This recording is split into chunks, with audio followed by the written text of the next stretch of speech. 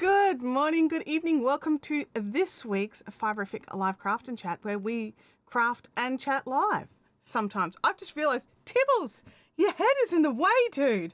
We've been having an argument all morning over whose desk this is.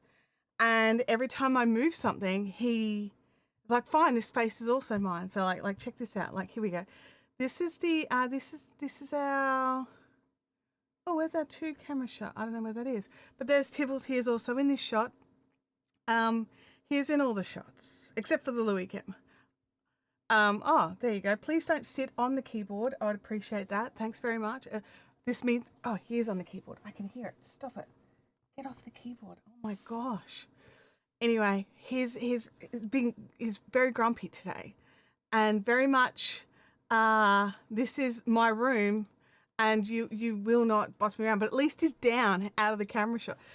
I mean, I could shut the door and lock him out, but then this is the hottest room in the house and I would get no cool air. So as long as you guys are cool with you know, Tibbles in the shots. We also have Mr. Louis is also in the house today.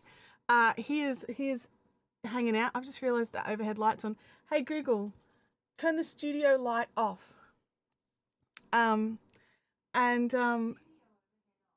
Yeah, thanks, Google. Very loud from the kitchen. So yeah, so we've got all the pets today. We've got Mr. Tibbles. We've got, I think part of it is Louis keeps chasing Tibbles, and this is where he goes to be safe. There is plenty of safe places for him in our house, but apparently this is it today. Anyway, I forgot to check one little important thing, and I need a calendar for that. Let me just check something here. It is. Today is the third Thursday of the month.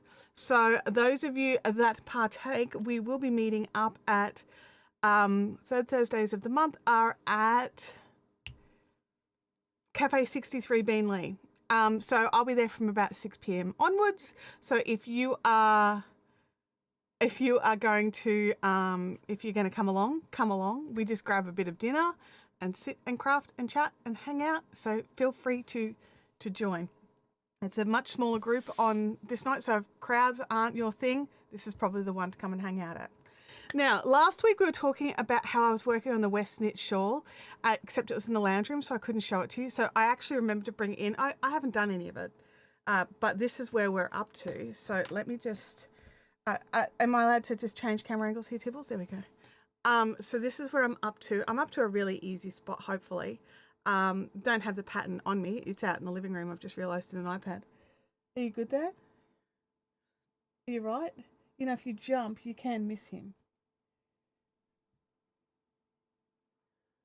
I think Tibbles is gone. Anyway, so what I'm using for this is some of my Fiberific hand-dyed Lake. I think it's actually Moran rather than Lake. But I'm also using some commercial yarn. So I'm also using a bit of Peyton's 4-ply Dreamtime Merino for the mid-grey. I'm using some Peyton Isle Merino for the black. And I think the pale grey is also a Dreamtime Merino, but I don't have one with a label in the bag, but I also think it's another Dreamtime Merino. So I've got a bit of those going on. So to go with all the 4-plies. I was really enjoying this one, and then I've put it down. So I haven't picked it back up. So it's not that I'm not enjoying it. I just haven't picked it back up. I think that'll be the actual theme of today's chat, is how much I haven't picked things back up. So I have been, as the title of today says, I've been really struggling with crafting. So I have found that I have been doom scrolling a lot, and obviously I need to not doom scroll. Much easier said than done. So yesterday I started utilizing an app that I have in my phone. I'm just seeing if I can grab that. What's it called? It's called Focus Friend. It's a free app. And Cedric, who is our little bean here, he makes socks. So you give him, like, you choose your amount of focus time. And if you finish that time, so if you don't pick your phone up in that amount of time, you earn some credits. And so you get to buy things in the little store with your credits and you know, where you've actually succeeded in your focusing. So yesterday I did 2 focus sessions, which was really good, because the other thing that and then with your, like, I've currently got 202 credits worth of socks that I've made, so I can actually buy some things to decorate Cedric's house. So it's also gamifies it a little bit, and you don't always get the same amount of credits for your focus time. So it's been helping me. So obviously I haven't spent any of my credits yet, but because I realized I wasn't even sitting and watching a show. I wouldn't even sit down and watch a 30-minute YouTube video without checking what was going on. So it's just the state of the state of the world sort of stuff. It's nothing particularly personal or anything like that. It's just stuff that's going on that stresses me out a little bit. And so I've not been able to sort of get out of that funk. So I'm really hoping some time with you guys where I can't play with my phone will help with that. But then I also know last week I was able to live stream for an entire hour and I did no craft. My glass is super dirty. So today I've got water, I've got tea, I've got some crochet to work on. So the coastline, so I don't, not this, although I could probably work on this, because I think I'm just at, if my iPad's in the lounge room, I forgot to grab it. I was too busy trying to make sure I had the Louis cam going, and then I made a thumbnail, and I was like, am I going to talk about how I can't get anything done? Or should I just make it more uplifting and light for everybody? And so, you know, I didn't.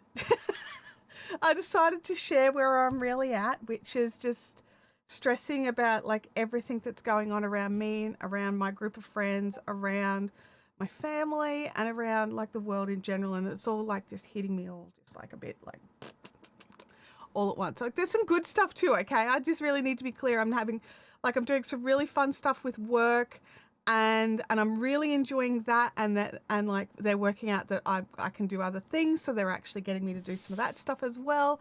And so I'm real, like, there's positive stuff as well, you know, there really is.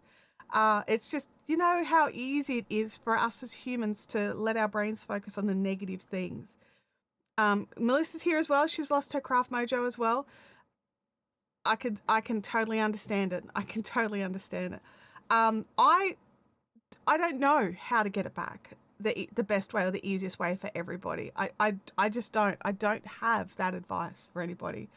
I was going to be digging out the pattern. Hang on a second. I had to move the keyboard so far away so Tibbles wouldn't lie on it. Because I probably have memorized the hexi pattern, but I haven't done it in a bit, so I just thought it's probably safer just to grab the project notes and just have those handy here.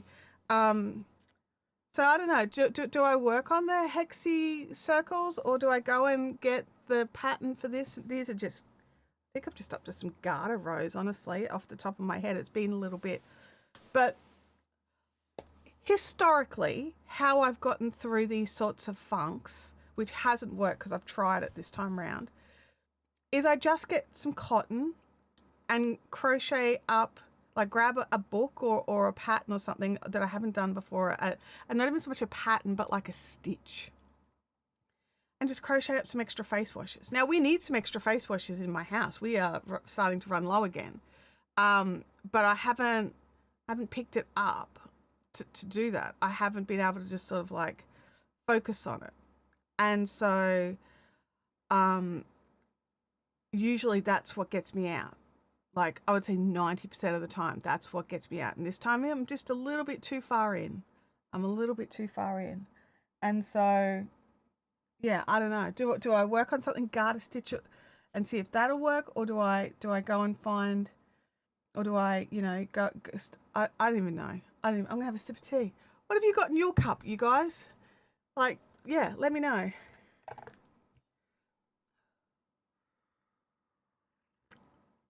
Melissa, I'm sort of in the same boat, and probably the same as you. I don't understand why they're not inspiring me. These are all projects that I love, and I've been so keen to work on, and I worked really hard to clear the deck so I could work on them. These are like this is a hibernate. the cowl from West Knits. I've never done one of his cowls before. Super excited. Had so much fun picking the yarn. Really enjoyed the sections I've done. Just put it down. Like, no reason I put that one down. And then I just haven't been able to pick it back up again. You know, like, so it's not that the projects that I'm working on I'm like bored with or anything like that. I just can't seem to focus enough to do them. So I don't know, or concentrate. I don't even think it's concentration or focus. I just think it's keeping my mind from wandering. So like all right, prime example. Is it Blackwood Mysteries? The New Zealand crime drama. They dropped a new season, right? So I was like, yeah, I've been waiting for this new season. So I sat down and watched it and realized I had to actually go back and re-watch the whole episode. I had no idea who got murdered. I had no idea how they found the murderer. But next thing you know, we're at the end and it's about to try and start the next episode. And I was just like, wait, what? And realized I'd been on my phone looking at other stuff. And like some of the other stuff I'm looking at, it's just silly things that I'm trying to like relax my brain with. Cat videos, you know, funny things, like stuff like that. And, you know, in between all the rest of the doom and gloom that's going on in the world. So yeah, it's just a little bit doing my head. Broken wood. Oh my gosh. Thank you. I knew Blackwood was wrong. I'm like, Blackwood's not right. Broken wood. And it's such a cool, fun show. Like, seriously, if you haven't watched any Broken Wood yet, I'm personally watching it through Prime Video, and I think I'm getting it through BritBox, right? So that gives me all the seasons. But there's a ton of seasons on iView. If you're in Australia, iView is totally free. It's just ABC's thing. So you can totally get in there and watch it in there. But yeah, I'm currently watching it through BritBox. But I did notice, I think Netflix has got the first 6 seasons as well. So if you've got Netflix, you could probably get started on it as well. It's so good. It's so well written, and it's like, you'd think I'd be done with murder mysteries, right? But this one's fun and it's great. Maybe a Musselburgh hat, but that though the start requires a bit of focus. Yeah, but I love the Musselburgh hat, and I'm really super glad I've got one. I actually don't know when I'll wear it, honestly. I don't wear beanies all the time, and so I don't want to make too many of them because I enjoyed it. I think it looks amazing, and I'm super happy I've got it. But it's on the shelf, and it may sit on the shelf for like 12 months before I remember it's there and have a cold enough day to wear it. So, Amelia has got some advice here. Take a 10-minute challenge on a project. Let it go after 10 if it's not working for you. Yeah, and this is the thing. Like, you know, it's one of those things where I don't want to work on any of the garments that I've got going, because if my tension is out and all that sort of stuff, I'm going to trash them. And, you know, or do I start a new garment and the garment gets me through it? I've been looking at my, like, I love the rocket tee that I made a while back, but I made it out of sort of, it was the Panettone, whatever, from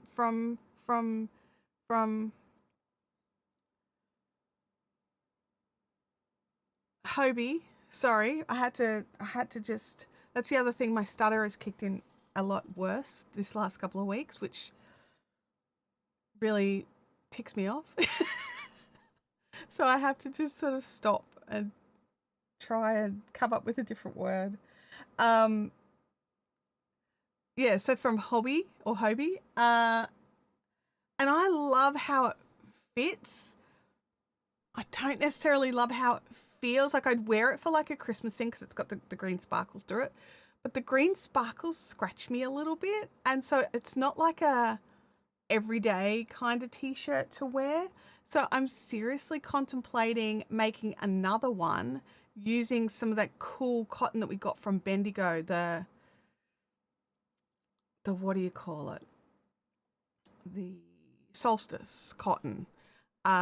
So it's a chainette again. So the one I made before was with a chainette 8-ply. This is a chainette 8-ply. So I'm thinking I could do that. But I have a question.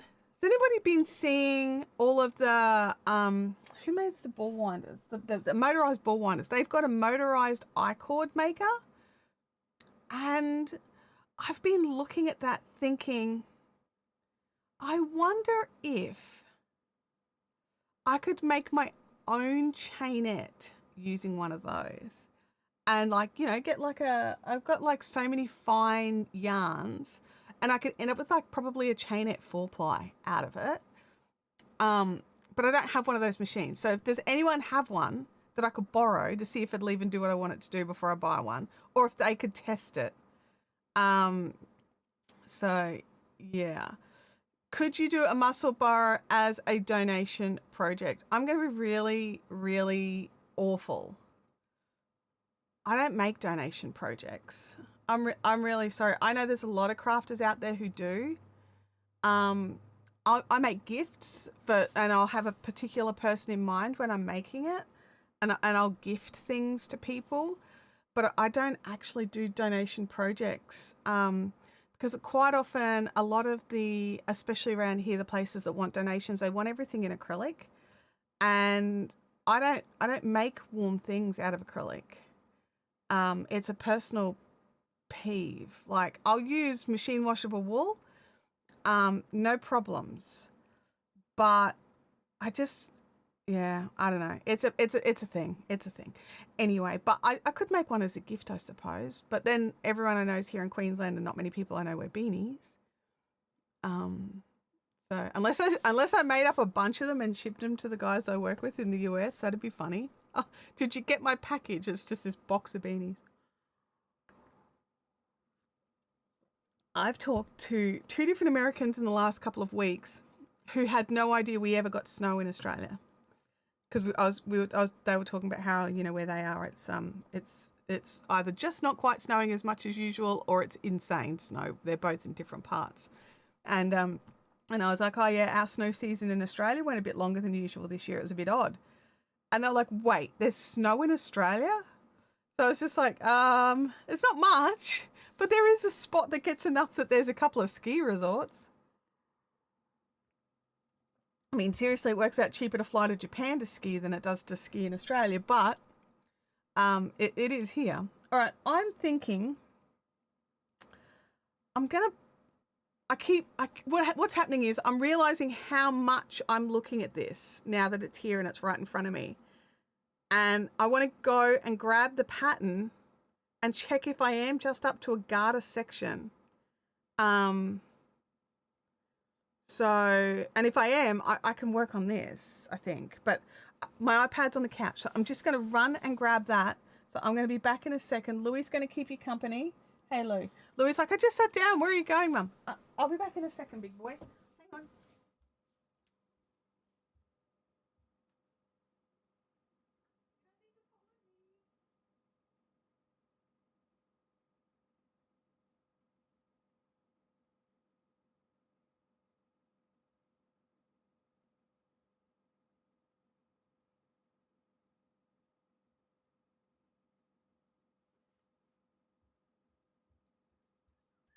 How did you go, Louie? Did you keep everybody company while I ran away? Okay, let's see. I don't even know if this has got any charge. It is dead as a dodo. All right, so we will work on something else while that gets a little bit of charge up. Luckily, I can charge it here. I'll drink some more tea. I don't know if I need a purpose for a project. I said, when it comes to something that's a bit of a winter woolen, I do. But just because we don't really do or need winter woolen so much. And look, there's people who wear beanies all the time. I'm just not one of them. Bianca says, yes, my cousin in Germany was shocked too. Yeah, because everybody has this image of Australia of the pristine beaches and the desert and the bush scrub and stuff like that. But they don't see the mountain ranges very often.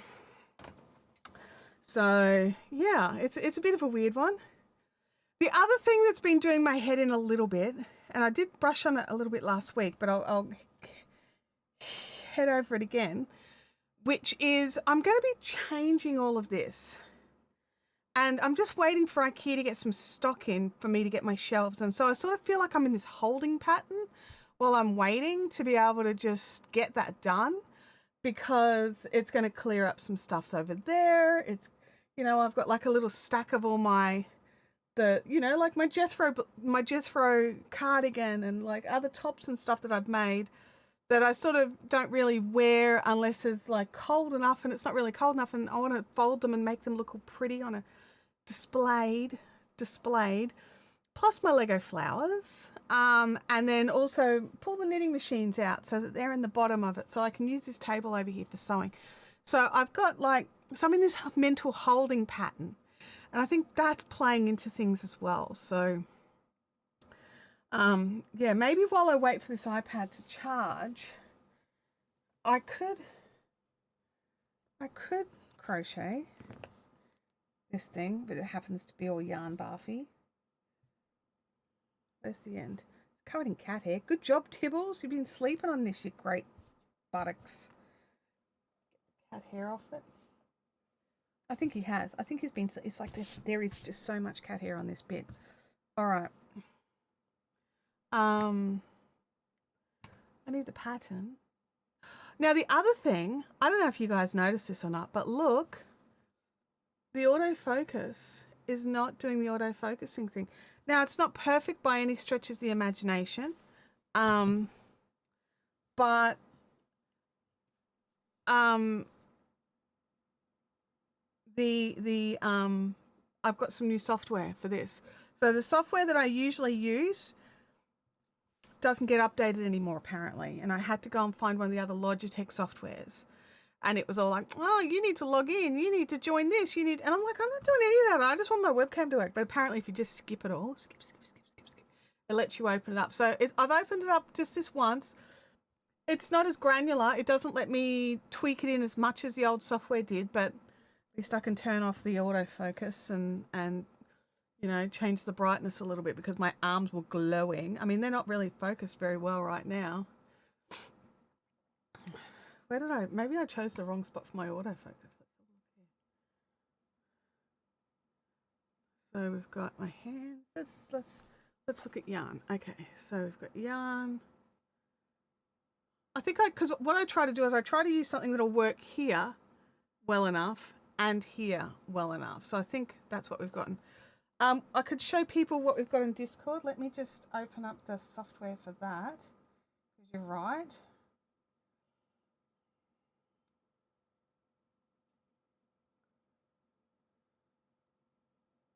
Let me just open Discord now that I've got the software running. Open the right spot in Discord. Finish projects. Because it has been a hot minute since I've done the projects here. There we go, I think. Gosh, it's actually been a really long time. All right, I'm scrolling back. Tags. Sharing the live stream. Alrighty. We've done those ones. Let's get up to. Alrighty.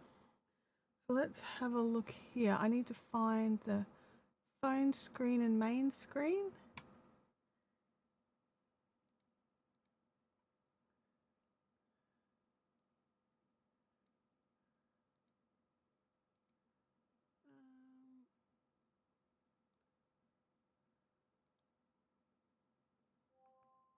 No, that's wrong.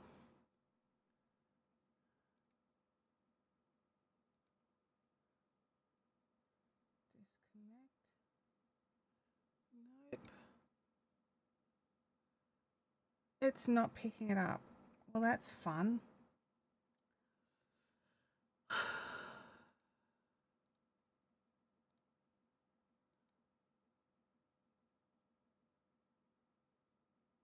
No, it's not showing it at all. All right. So we're not going to do that today. Angela says, I know it's been forever. Lurking hard tonight is my ADHD PTSD is screaming at me. I totally understand that. I totally understand that. Yeah, I don't know why it's not. I'm going to stop the capture and then try and restart it and see if that if it picks it up.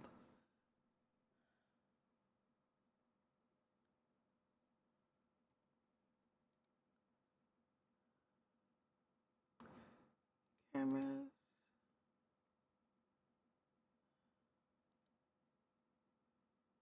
It says there's no network cameras. Let me just check that I've got my phone on the right network. No, I do. Is the computer on the right network? That'll be it. Let's hope it doesn't finish my stream off, switching network. It should be hardlined in for the live stream. Alrighty, now that both our devices are on the same network, let's see what happens. Oh, look at that. Shocking. Shocking what happens when you've actually got everything on the right network. Sorry, Lou, we're going to have to drop you down for now. Alrighty, let's go in here. Let's start here. We've got Loopy's socks, which are super. I love that colorway and that extra green in the toes. Did you put in what the sock pattern was there? It was. Took me a while since life got wild, but I was able to finish them today. The slip it simple. I think that's the pattern, is to slip it simple. I think I remember someone talking to her about it, and I think that's the one. Just so you guys know, I have zero qualms with you sharing the link to the Ravelry pattern if you've got it, if you want me to show it online so that everybody knows it's there and they can go back and find it. Then we've got the sort of Celtic cable scarf from Inner Logic, the diamond pattern from Bonnie Bay Crochet Celtic Cable Sampler. There was this Celtic Cable Sampler throw, but the original diamond looks like a chain link fence, so I staggered them. So there's that one there. That's a really interesting take on it. And that's the original. I don't know, I kind of like both.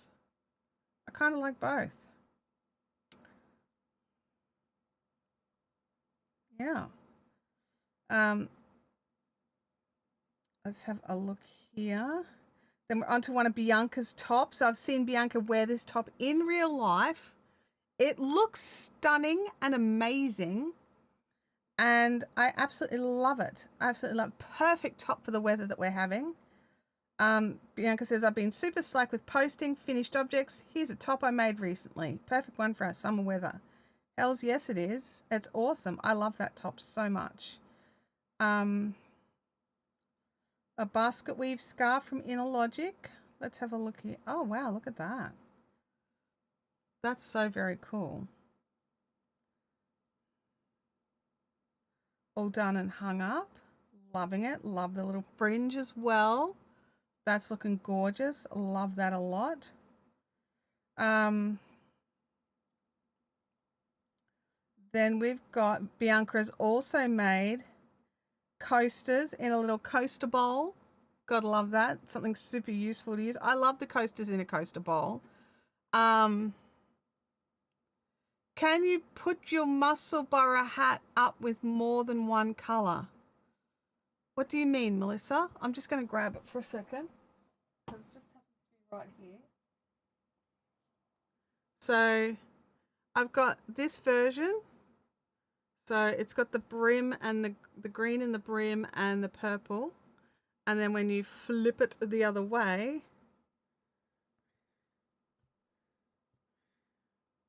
it's got the green in the brim and then the fiber lily speckled. Is that what you mean? So mine looks like this. So it's in 3 colors. So it's like hat, brim, hat. So either side there's enough there for brim. But if you want to wear it long, like as in like, you know, some people don't like a brim, you've got the green's there. So I don't know how you feel about that. But that's how I wanted it. I wanted it so I could, because I'm a brim person with these style of beanies. So I wanted it so the brim was a different color. how many grams was it? I don't know. Total hat, I can tell you. Oops.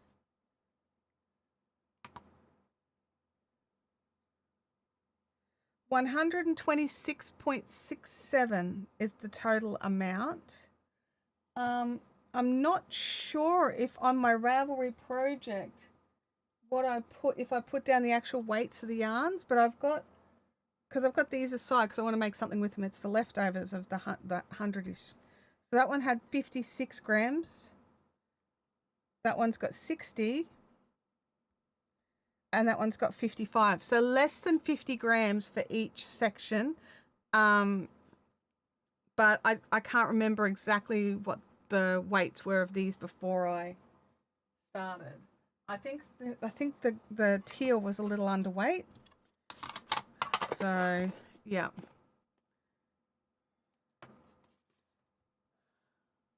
Thinking of using the Louis and Lola Chook with mini. If they are 50-gram minis, you'll be good. But the other thing that you can do is you can use, like, go and grab like a fade scale and fade colors through as well. You don't have to just do like a block of color like I did. You could fade a few minis through each section. So yeah, that could be pretty cool. Alrighty, now back to catching up on everybody's bits and bobs because I am so far behind. John's made a cowl hood thing that looks very warm. Makes me think of Shredder.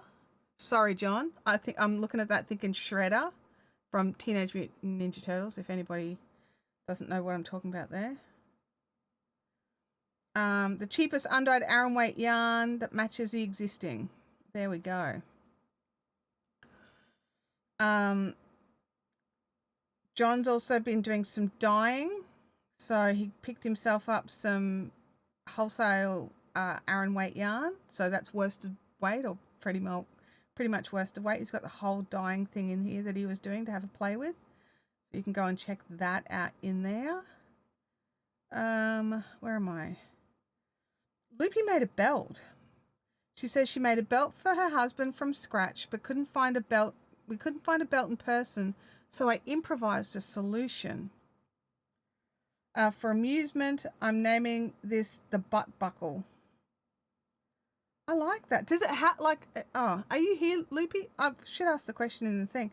Is it stretchy or is it really solid? Because it looks solid, like whatever this stitch is that you've done here. It looks very, very much like it's not going anywhere. It's nearly woven.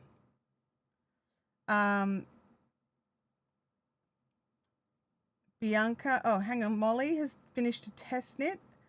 Wait a second. I already knew. Where am I? I'm lost. Oh, okay. What's happening is the dates change if somebody comments on it. Because I'm like, hang on a second. Didn't we already do this one?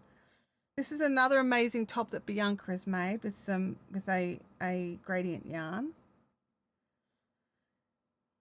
And it's got a beautiful lacy shoulder design. Look at that.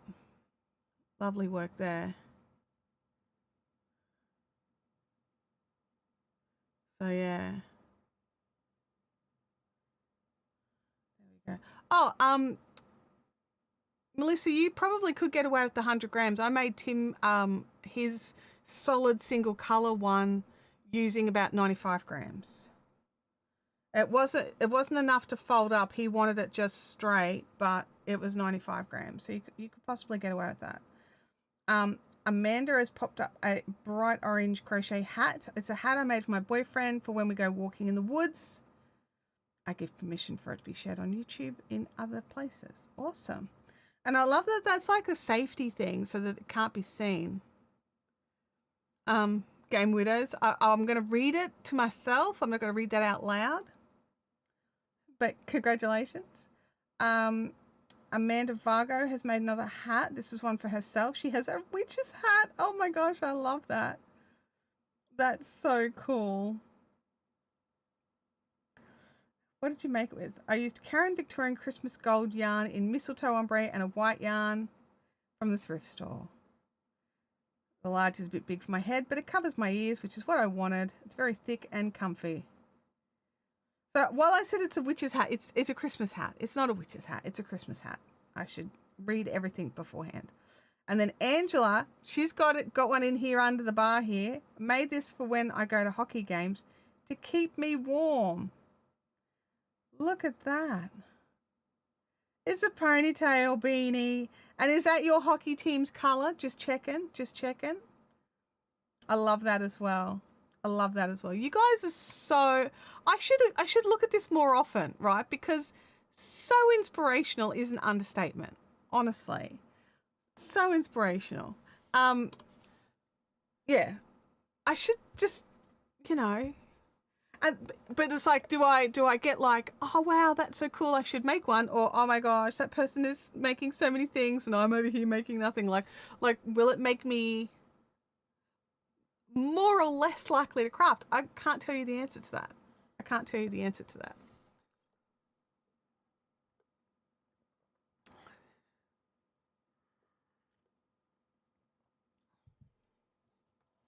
Now, the other thing I was just thinking, Melissa, about your hat is if you did some measure-do's, what you could do is you could make your hat with the 100 plus the mini, and then when you get to the length of the hat where you want to see it turn up, you could do a few rows of your mini, like use half of your mini, then go back to your other yarn, and then the number of rows that you got before, stop there before you need to start back into your other color, and then use the extra mini. And so sort of each way you flip it, you've got a little bit of extra color, or even like stripe it with the other color, just so you do have that point of difference if that's what you want. But yeah, I can tell you that I did use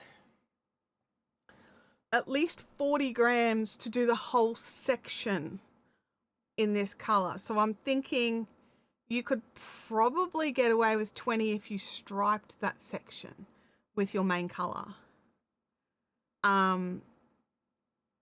If they'll work as stripes, but I think you could probably get away with that. Yeah, maybe. All right. Should we try and crochet something here? Got the right hook. I've got the yarn. I also have the pattern. It's got an ad in front of it right now. Let's get rid of that. Okay. Let's try. Let's see what we can do. We also don't have a Tibbles. He got the irrits and left. I mean, he's left his fur everywhere, but he has left. Like, seriously, I'm sorry, guys, but I've just got to do something here.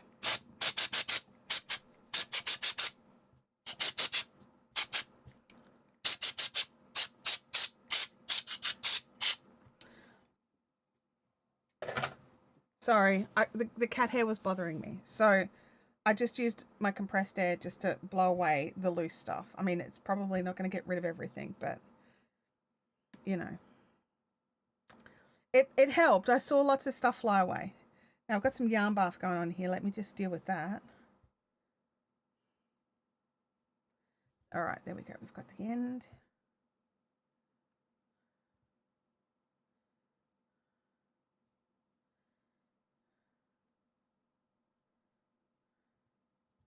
We have a knot. I'm like, are you kidding me? It's probably from when I used the compressed air on the yarn. But you're right, Bianca. It probably does have enough charge in it to check the Stephen West shawl pattern as well. But I'm invested in undoing this yarn bath now, so just bear with. We can do both. All right, we are up to enough of it. Okay.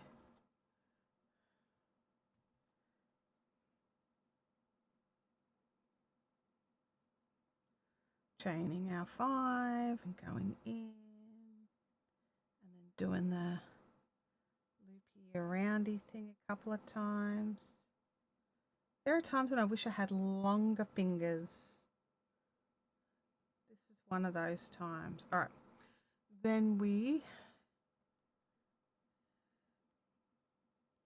chain 2 and work into our loops. And then 17. Oh no, I dropped a stitch. Come back here, you. All right. This morning I sort of was like, got up, made coffee, was pottering around, blah, blah, blah, blah, blah. And I've walked past Abby's bedroom, like not till like nearly 9 o'clock. So I was doing stuff out in the living room and in the kitchen. And I just, but whatever. And I realised her bed was empty. I was like, wait, where is she? So I've gone and looked around the yard. She's not there. Realised that Craig's not in the car in the driveway. Craig is my daughter's car's name. And I was just like, what? So I sent her a message. She's like, I'm at work, Mum. I was like, oh, okay. No worries. I'll stop looking for you then, shall I?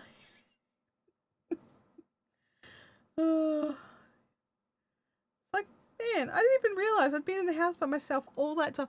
It's been like, because Tim worked from home like for the most of the last week before he went on Christmas. Then all of last week he worked from home. And then he worked from home on Monday.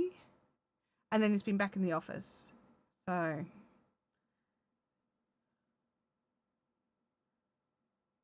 I haven't had the house to myself much because Abby's been home. Like, she had a couple of weeks off work. She had a little break after Christmas. Like, she was like the whoever needs Christmas coverage, just call me kind of person. So she worked heaps just in the lead up to Christmas and Boxing Day. And then she had a little break. That's when she had her break. One more. Squish that around. So yeah, all right, what do I do next? Slip stitch. And then, oh, I don't remember how to do the puff. Hang on, let me find the instructions on how they do their puff. Where are your instructions?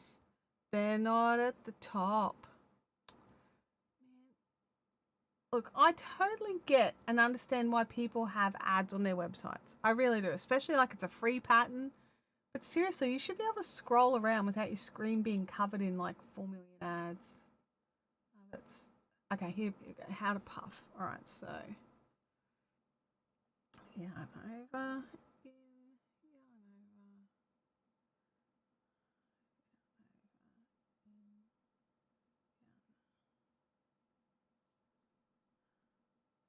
It should be 7 loops. Let me have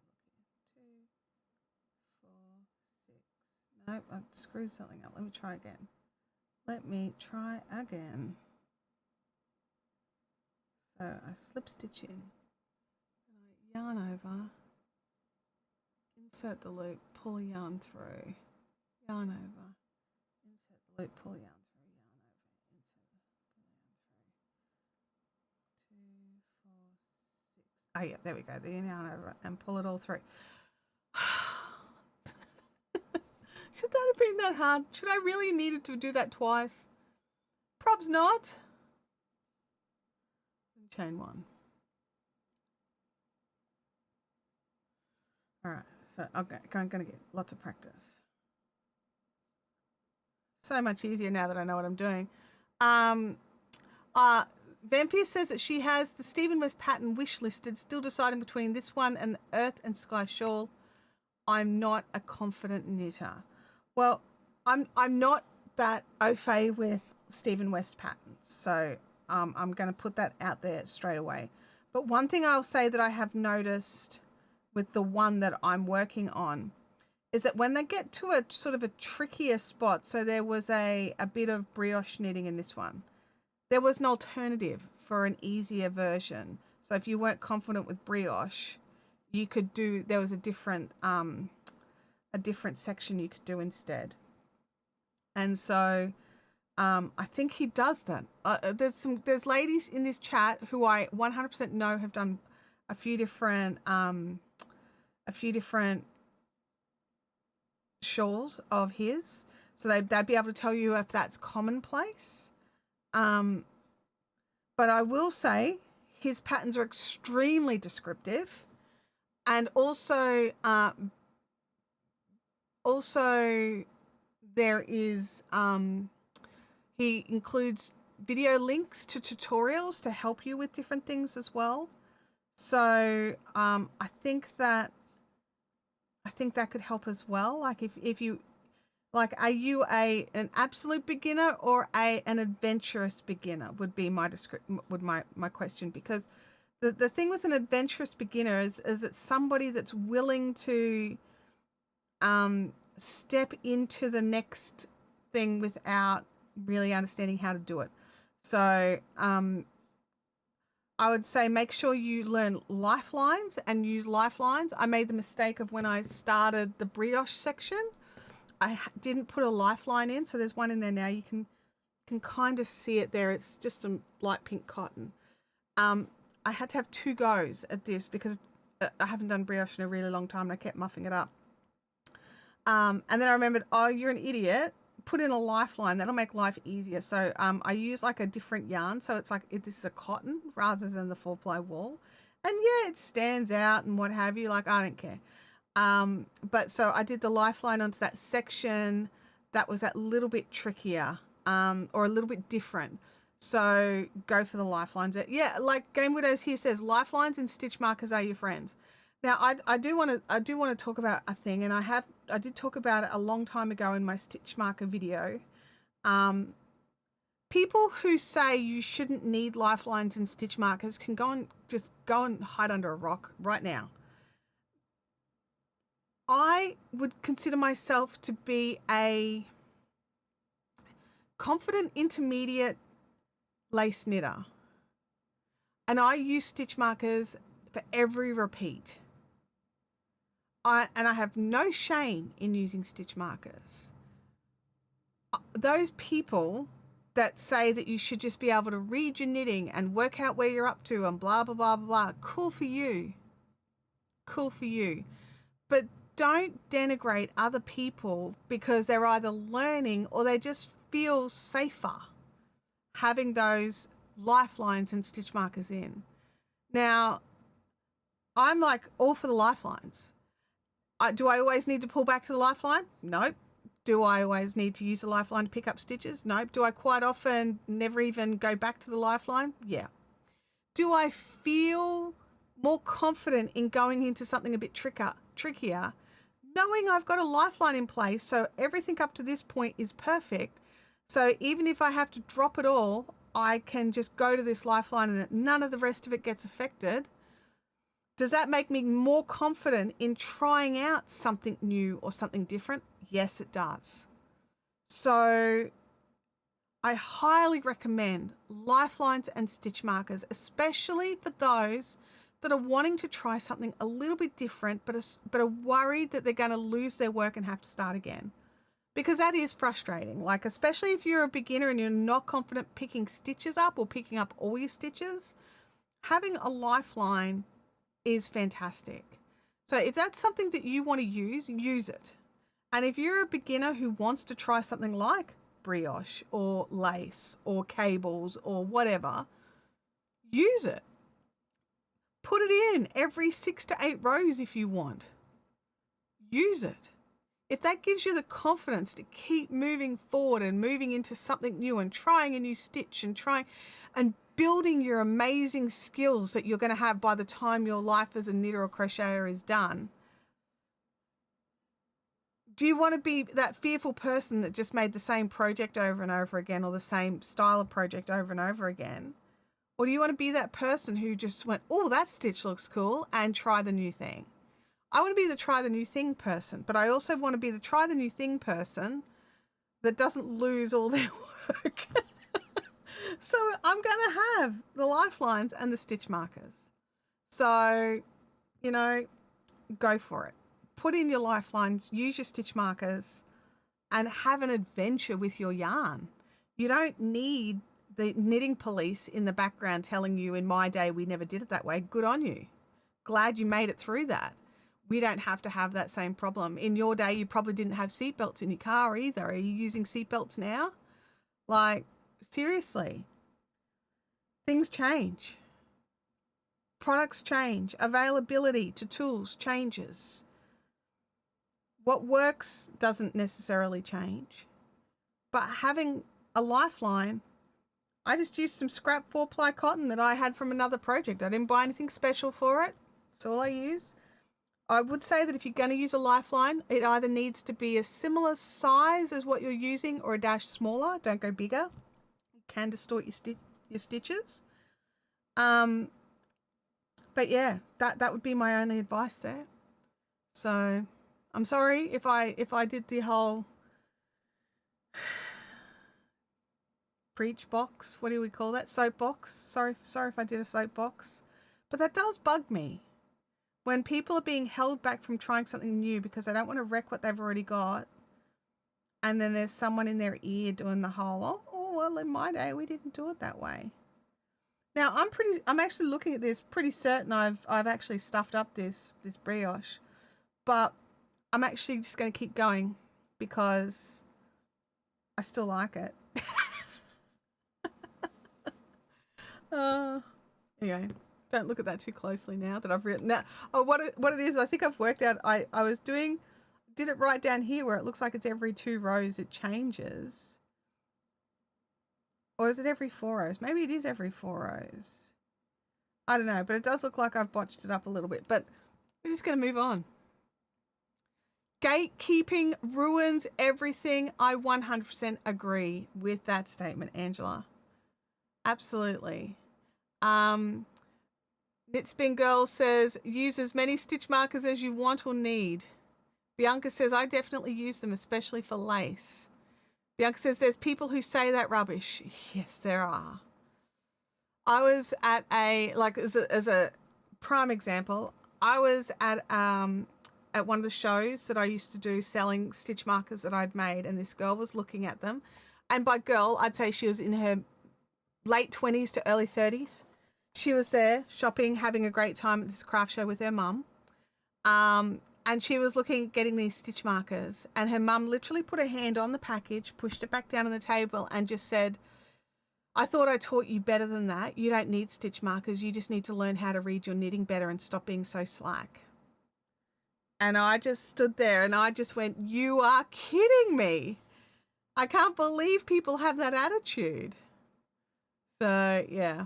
Vampire says, I've been able to knit and purl since I was 6, but I've always struggled getting it to look neat. I primarily crochet, but occasionally I feel like trying knitting again. I understand that. I really do. Bianca says, I've regretted not having a lifeline in the brioche and lace and then needing to go back to the start. Sometimes I forget the lifeline. You get a bit too confident and cocky. Oh, yeah, this bit will be easy. I won't need to put one in. Or straight up just forget about it and don't even think about it. Holly says, there's nothing wrong with stitch markers or lifelines. People need to mind their own business. Agreed. Use the tools that help you succeed. Absolutely. The tools are there for a reason. Rude is an understatement. Yep, I agree. I remember I was a bit gobsmacked. Because I literally said, you are joking. And she's literally turned on me and just gone, no, and it's people like you that make it so people don't learn how to knit properly. Like, we don't even need stitch markers, and if you need a beginning of round marker, just use a bit of yarn. I'm like, absolutely, you can use a bit of yarn, but these are pretty and these are cute. And she goes, and they're a waste of money. And her and her daughter, she basically grabbed her daughter by the arm and they walked off. So I was just a bit like, yes. The conversations with people that I remember are hilarious. They're absolutely hilarious. And I really hope that young knitter did not get put off by that and is being brave and trying other things. And yeah, maybe learning how to read their knitting better helps them. I actually think learning how to read your knitting and your crochet is super important. I don't think it's a bad skill to learn. Understanding where you made your mistake, how to go back and fix it, absolutely. Or where you are up into your pattern because of, you put it down or whatever, for sure, absolutely. Learn how to do that. But if you can make your life a little bit easier by doing something as simple as popping in stitch markers or using a lifeline, seriously, get a grip. 2, 4, 6, 8, 10, 12, 14, 16, 18. I've got the right number. I'm so happy. Oh, okay. What's the next round? All right. Tali says, I'm glad I wasn't taught by someone like that. Me too. Like the grouchy woman who asked if my bags were for children. Yeah, absolutely. So yeah, it's just mind-boggling that there's anybody still left in yarn crafting when you've got the likes of that running around behind the scenes. You've got all these amazing people on YouTube and you know, various places who teaching these amazing things and designing these beautiful things. And I'm just shocked that anybody at all is trying to gatekeep this stuff. Like, I personally don't think charging for patterns is gatekeeping. I don't think charging for workshops is gatekeeping. I don't think that at all. There are people who do believe that I remember reading, it was a thread somewhere, a design, I can't remember which designer, I don't know if it was knitwear or crochet, but I remember there was this conversation online where this woman, she had a free version of a pattern and then there was a paid version, and the paid version had a lot more intricacies in it. So the free version was a bit more of a basic model, like got the shape kind of thing. And then there was the paid pattern that had all like lace detailing and stuff like that in it. And somebody came back going, oh, I want the lace version. And she's replied back with, oh, here's a link. And they were like, no, I want the lace version for free. Who wants this plain version? That's ridiculous. You're gatekeeping. How dare, you know, it's so sick of designers gatekeeping behind paywalls, but so that we can't get access to the patterns. And I'm just like, that's not gatekeeping. She's probably the same person that complains if a free pattern hasn't been tested and fails. But yeah. A good example of the customer isn't always right. Well, doesn't that saying have more to it? Like, I thought it was the customer is always right in matters of taste. And then people have just chopped it off early, so the customer is always right, because the customer's not always right. Molly says, just doing a catch up on 1.5 speed. That's got to be interesting because someone called up. I agree that lifelines and stitch markers are tools to use. I really get annoyed with people who say that they shouldn't be used. Yes. Angela's got to go. Bye, Angela. Have a great night. Hope to catch you next time. Oh, the other thing is, which I should say, is this Saturday is a productivity stream. I don't know what I'm going to be doing. Maybe not crafting. Maybe after today, because I can actually feel things like lifting already. I really can. I can, and it's you guys, honestly. And I should have just been really honest with you last week, because it was one of the reasons why I didn't craft last week as well, because it was just starting in, whereas the rest of this week has really solidified itself. But yeah, so I can, maybe I'll be like, yeah, and just be like crafting like a fiend, trying to catch everything up. I don't know. Yeah, no, I agree. It's not gatekeeping. Buying a pattern is not gatekeeping. Oh, Kelly says, reading your knitting is an important skill, but you don't need to force it. It comes with experience. Stitch markers helps to develop the skill. Absolutely agree. Geez, adults like fun things too. Yeah, like that's the truth. That's the truth. Tali says that's exactly what the saying is. Yeah, that's because that's what I thought it was. People seem to enjoy gatekeeping others over everything. I follow booktubers and people love to gatekeep what and how people consume books. I don't quite understand what you mean there. I follow booktubers and people love to gatekeep what and how they consume books. So for me, I'm like, I read Dead Tree editions. I read on my phone. and on my iPad. I'll read books there. I listen to audiobooks. I do all of them, and I consider them all reading a book. I have consumed the story. I don't think, people say audiobooks don't count. Well, they can just blow it out their butts. Honestly, like, they're just missing out. They're just, as you said, gatekeeping. They're trying to be all like elite. So look, I love a Dead Tree edition. I really do. I don't like dusting the bookshelves. Melissa has seen my bookshelves. She will know. I don't like dusting my bookshelves. I love having a million trillion books in my iPad and phone without the bulk of it. But I do love physical media in DVDs, books, Blu-rays, CDs, whatever. I like it that if the technology goes down, I still have access to some stuff. So, you know, I've got all my books, all my favorites I've got in paperbacks, or as I call them, Dead Tree editions. So I've got my Dead Tree editions. I like digital books. For magazines, I prefer the Dead Tree edition because it's like sitting there with a cuppa and physically flipping. That's part of the experience for me for magazines.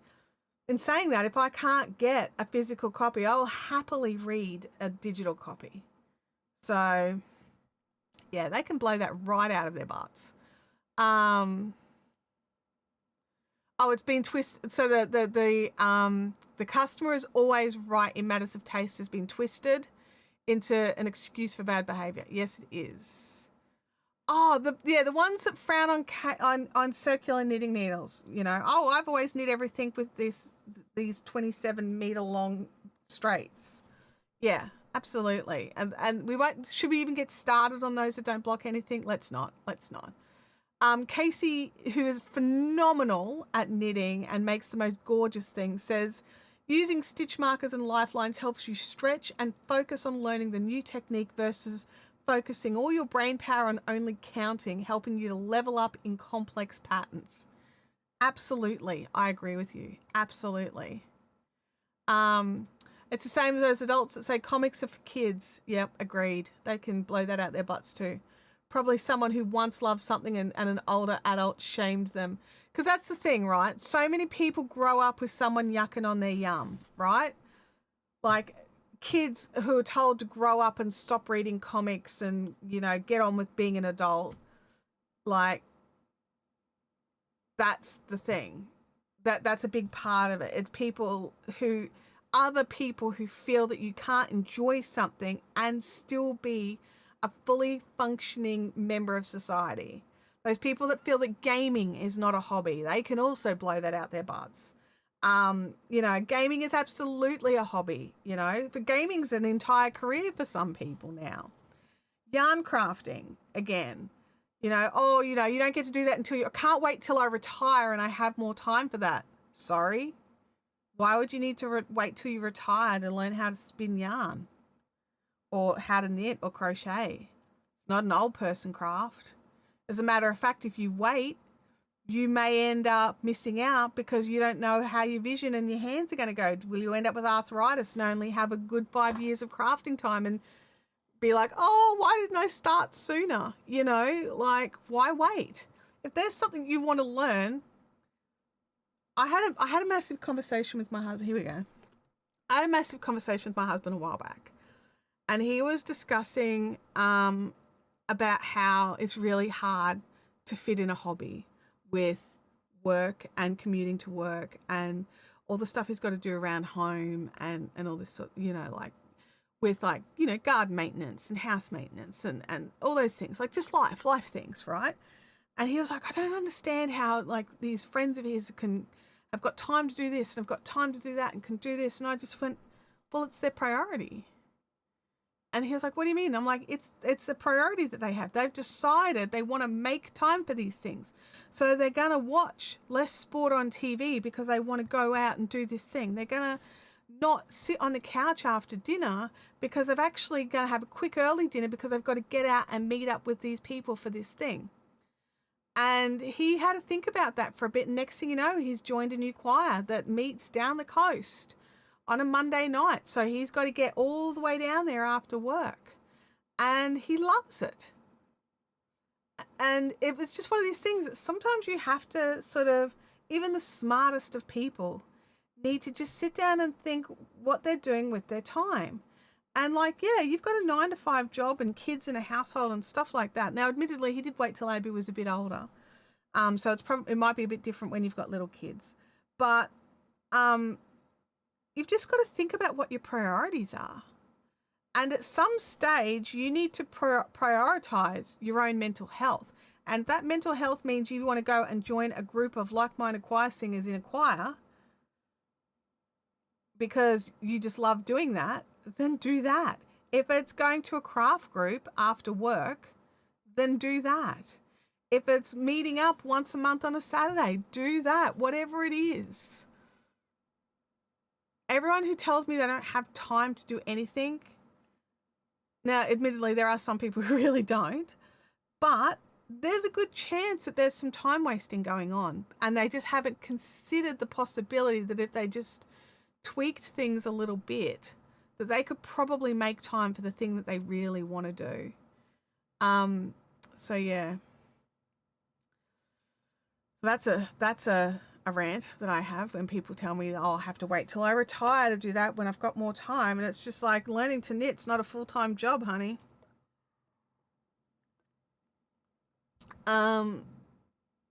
Molly says, the thing about reading and knitting is that it's an experience that brings it. I'm probably an experienced intermediate knitter, but I can read some stitches. Some stitches are hard to read. I'm probably where you are, Molly. I can read a lot of things. I cannot read cables to save myself, honestly. That's hilarious.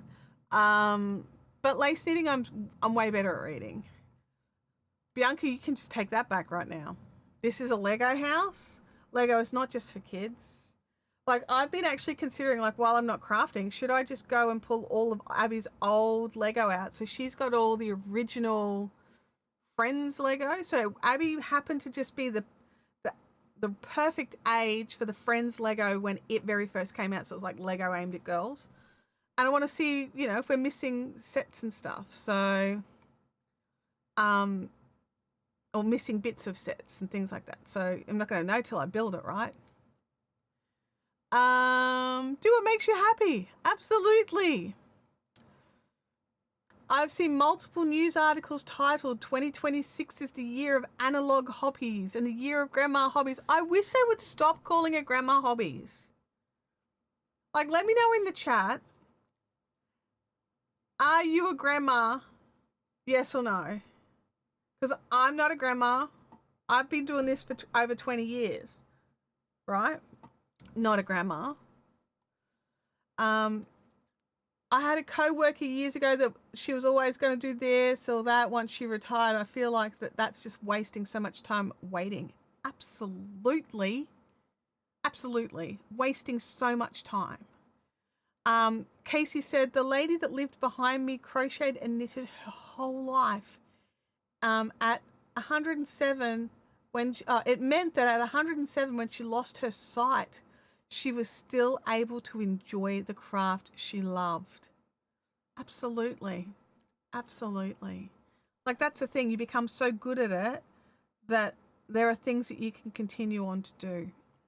I know that Tim's grandma, she lost all but her peripheral vision. So she would crochet looking like this, but actually she would be trying to catch a glimpse of just what she was doing. But she made, like, I remember we got a beautiful baby blanket when Abby was born and things like that. Oh, Louie, big stretch, buddy. Big stretch. Yes, play the Legos. Absolutely. If you like Lego, you'll probably enjoy the game Bricadia. I think for me, Lego is one of those tactile things, but I'll definitely check it out because you could be right. Nope, not a grandma. Bubba is. Talia is not. Vampire and Artsog are. Kelly is not. Well, Artsog's not a grandma. Artsog's a granddad. Yeah, it might be easier to ask who is. True, true. Loopy Knots is a permanent art. Yep. This is the thing. It is not a grandma craft. It is a who feels like doing it craft. Oh, Vampy, you're right. I may be a nana now, but I've been crafting since childhood. Absolutely. Talia says, I like building Lego, but not storing Lego. Yeah, I want to go through it and give it a bit of a clean and a zhuzh up. I think some of it's a bit dusty. Yeah. Amelia says, no, I'm not a grandma, but a friend has been calling me Nana because of hobbies. Does that friend get any of the benefit of your hobbies? I think that they should start missing out, personally. Molly says that, yes, I am a grandma. But I don't think that crafting is only for grandmas. Absolutely. Knitspin Girl Creation says, I have grand bunnies. Does that count? I mean, it counts as that they are your daughter's fur babies in that regard. Doesn't count in the relation to you doing grandma crafts. Inner Logic says, not a grandma. Cool. What people don't think about is that those grandmas had to learn when they were young. How true is that? How true is that? Like, you think about it.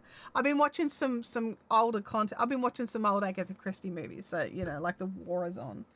Like World War, I want to say World War II. I always screw that up. 1940s era. That's World War II, right? Anyway, so there's kids knitting socks and all this sort of, you just did it. It's just what you did. Did you want a pair of socks? Well, then you're going to have to learn how to make them. Here you go. Do you want a new cardigan? Well, then you're going to need to knit one. Here's some yarn. There you go. But yeah, oh man, it does. It bugs me no end, honestly. It really does. Josephine says, grandma now, but not when I was 20 years old and knitting lots of stuff. Yeah. Hey, Josephine, good to see you in the chat. Knowledge from me, she's crocheting now. I point out she has a chance of being an actual grandma. Oh, so she is crocheting now. That's kind of funny. That is kind of funny. Oh, I should do this. There we go. I realized I just picked up my hook and started working with it. So that's a good sign, right?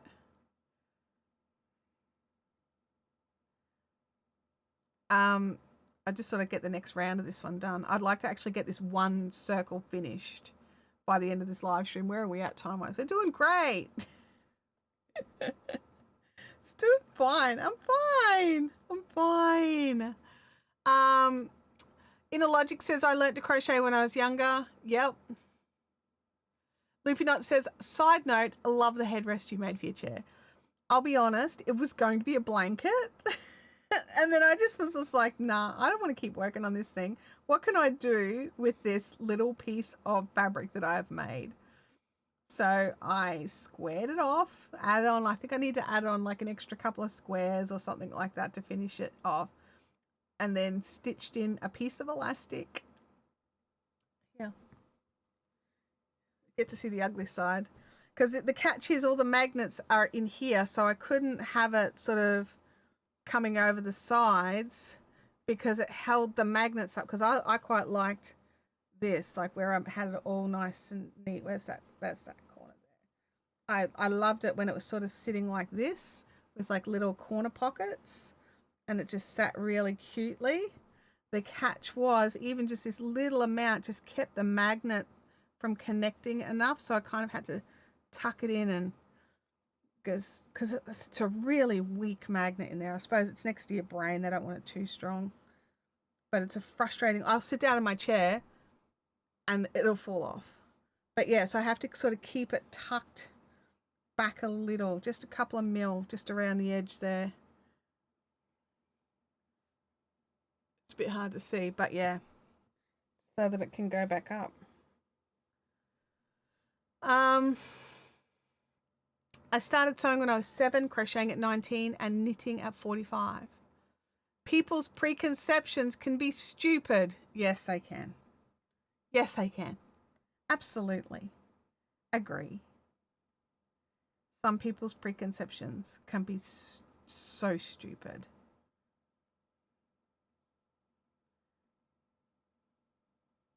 So I'm glad that we are a bunch of amazing people who don't gatekeep skills, who don't stop people from being adventurous and learning new things with something as simple as stitch markers or lifelines. That we all encourage each other to try new things, try new yarns, try all sorts of stuff. And if we love it, we love it. If we don't, we don't. We don't yuck each other's yums unless their yum is something really gross, like fish fingers and custard. I'm going to yuck that. You know, and just understand like we all have different tastes. Like for me personally, I don't make garments out of acrylic. I'll make blankets out of acrylic. I don't mind acrylic. I just don't like wearing garments out of it because I'm an overweight, sweaty thing who lives in the subtropics. Doesn't work for me. In saying that, if there's an acrylic blend with wool or cotton, preferably cotton, honestly, but yeah, I'm happily give it a try and see how it goes. Amelia says, I had lost my creative mojo a couple of times. I have gone to other things I love. Lego would be on that list. Then return to creating. Yeah, like that's the big advantage, right? Is if you've got multiple hobbies or creative pursuits, when you've lost your knitting or like your yarn crafting mojo, being able to just sidestep over to something else with zero guilt could be amazing. For me, I get the guilt because I'm like, oh, but I'm supposed to be running a yarn crafting channel, blah, blah, blah, blah, blah. They don't want to see me sewing, or making Lego. Turns out you guys don't care what I'm doing. Hello, you all chipped in to buy a chair and did it on a live stream, so I had to build the chair live on camera. Like, you guys don't seem to care what I'm knocking up. Coriander is delicious. You take that back. No, I get it. I know some people have the soap gene. For sure, yeah. But I personally do love coriander. Talia has got an IKEA delivery coming Monday. More storage. Yeah. I can't wait. I've been watching. So I'm looking at the. I can't remember which one it is. It's either Hainars, Hejne. I'm calling them Hainar. Hainar. Or Ivers. One of those that'll cover this entire wall. So from basically the doorway all the way to this wall. And then all the way to the roof. But no matter which one I choose, there's a box missing. Apparently it's coming on like the 22nd or something. So I just have to keep waiting. Gives me more time to finalize and decide exactly what I want to do because I'm not quite there yet. So yeah, because there's like the whole Hainár versus Ivar discussion, which is basically one of them, you have to choose where your shelves go. And once you put them in, they're screwed in. You can't move them. Then the other one, you can move the shelves around willy-nilly, but you can see the pinholes all the time. And also you have to put in a metal brace at the back. And I personally don't actually care about any of that. The ones where the shelves get screwed in are stronger and have a better weight availability on their shelves. In saying that, the only shelf I really need to worry about weight-wise will be the bottom shelf because that's where I want to put some knitting machines. Other than that, it's just going to be Legos or yarn, which it's not like they're boat engines. They're the Billy Oxberg, so I can put my yarn and fiber in a safe place. I love that. I was looking at like possibly getting something with doors on it, like because I love the Billy shelves with the glass doors. I think they look amazing. But with the space that I have here, if I have something with doors on it, I'm just not going to be able to open and close it anytime easily. I'll always be having to shove the chair totally out of the way and things like that, which will send me doolally. And also, if I had glass doors on it, the light would reflect off it when I'm live streaming and stuff and would be annoying. So there's also that. What I could do is get a billy and put a couple of billies out into our office area. Like our office area, the entry of our home where all my office stuff is. Loopy Nut says, I like using steel racks and totes for organizing. Yeah. I learned something interesting the other day. I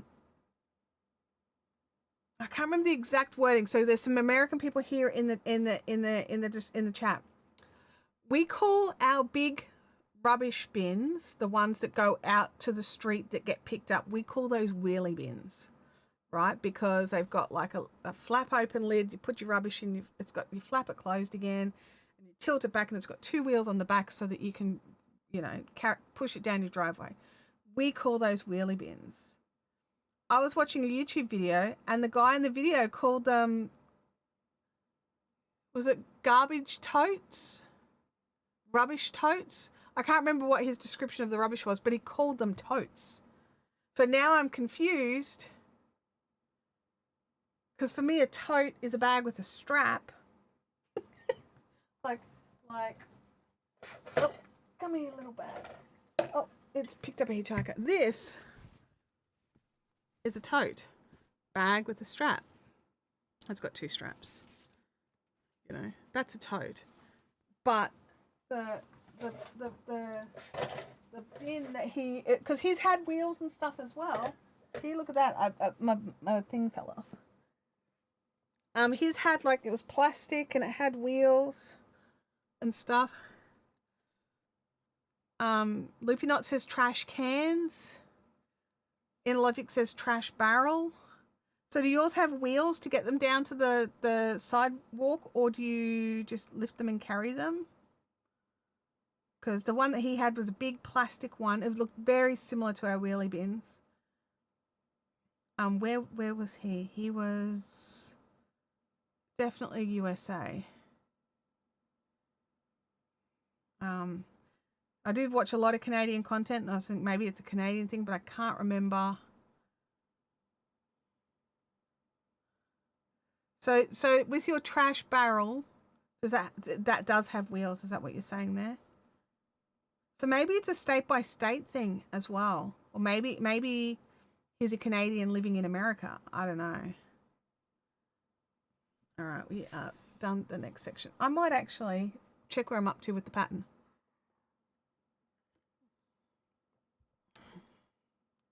Loopy says the type of tote, that's a type of tote. There are also the plastic bin with a lid that clicks in. That's also called a tote. Oh, we call those storage crates. A lot of people use them as reusable moving boxes. Yeah, I've got like stacks of them that I use to store stuff in. Yeah, they're like a big plastic crate. You fill them with your crap, and then you lock the lids down and click them closed. I call those storage crates. Innerlogic says we have wheelie bins, but we don't call them that.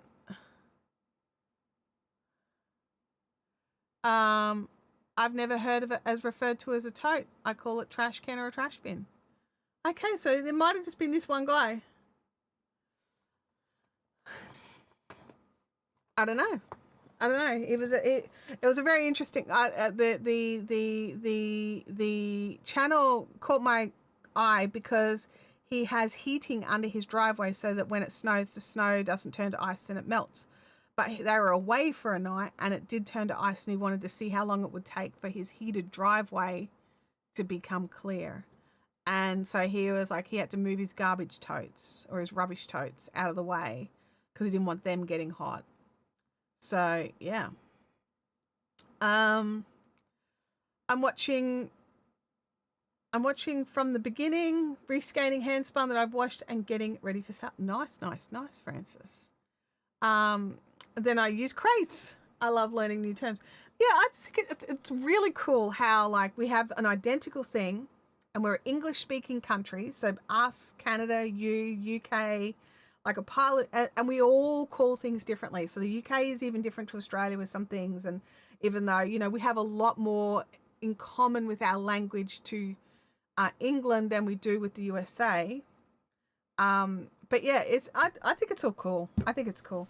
I just like to understand, like, did I miss, you know, what was, especially like when they talk about something and you're like, wait, what even is that?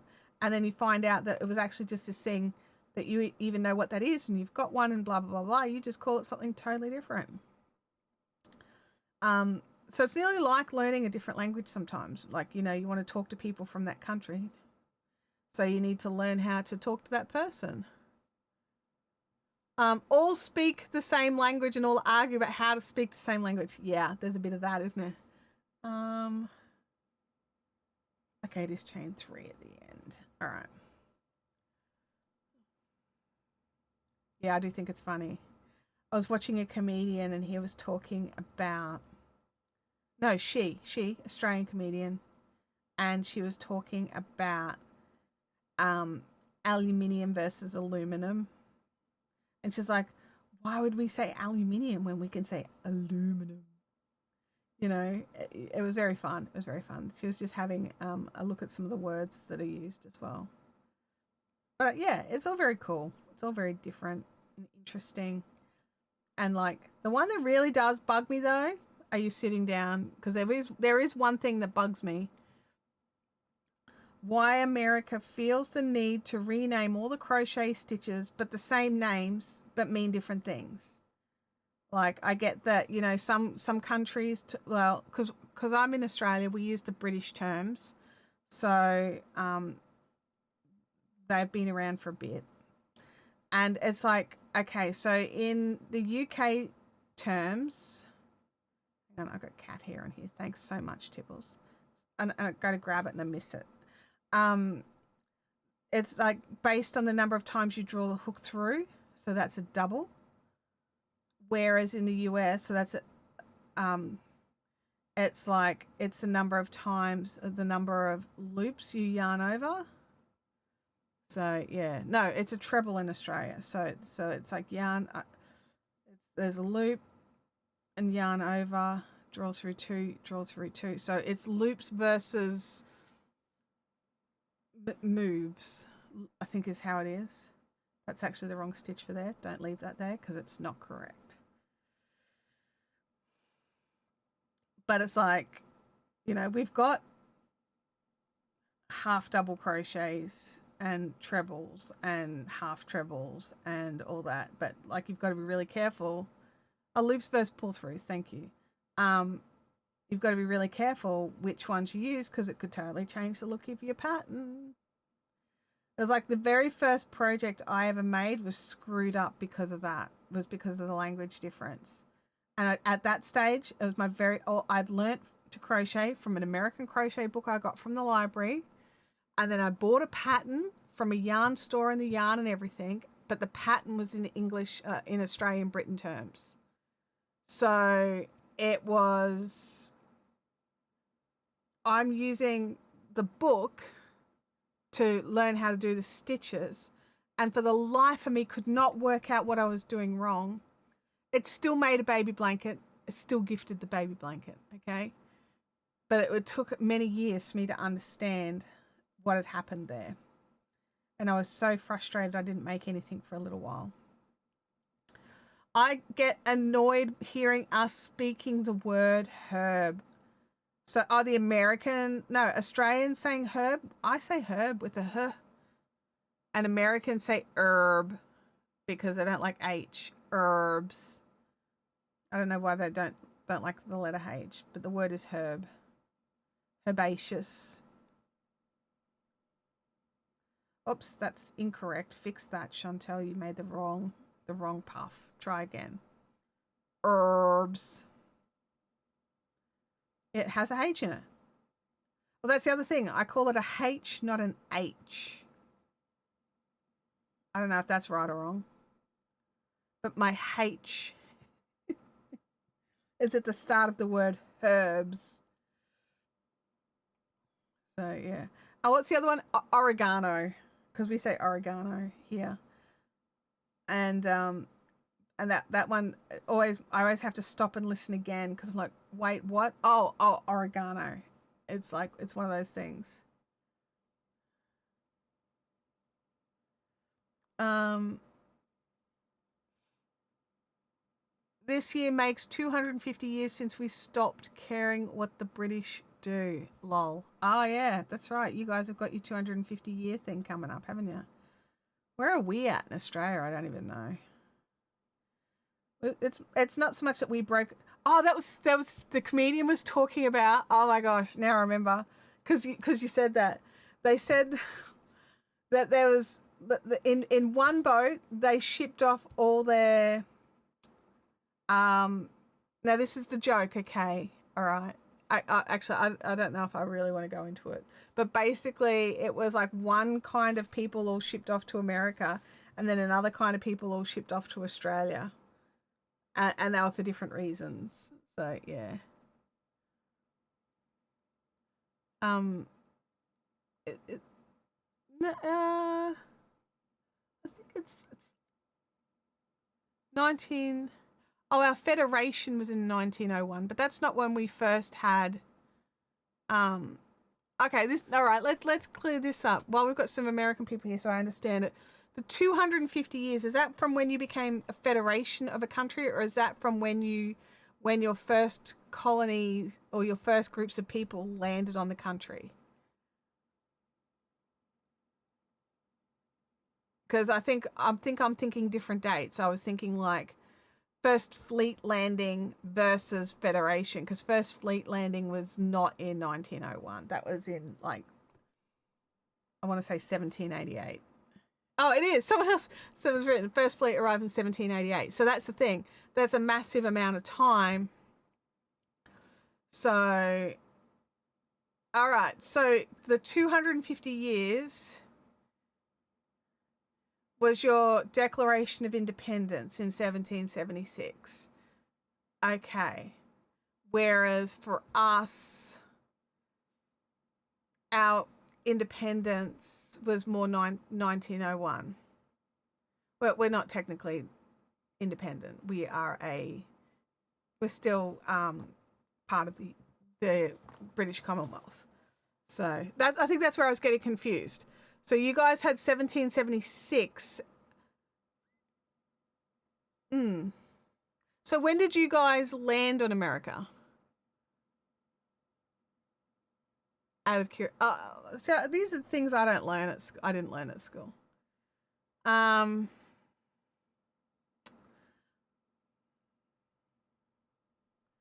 yeah, I think if Australia decided to leave the British, like we decided to leave the Commonwealth, I think it would be more of diplomatically than with a war.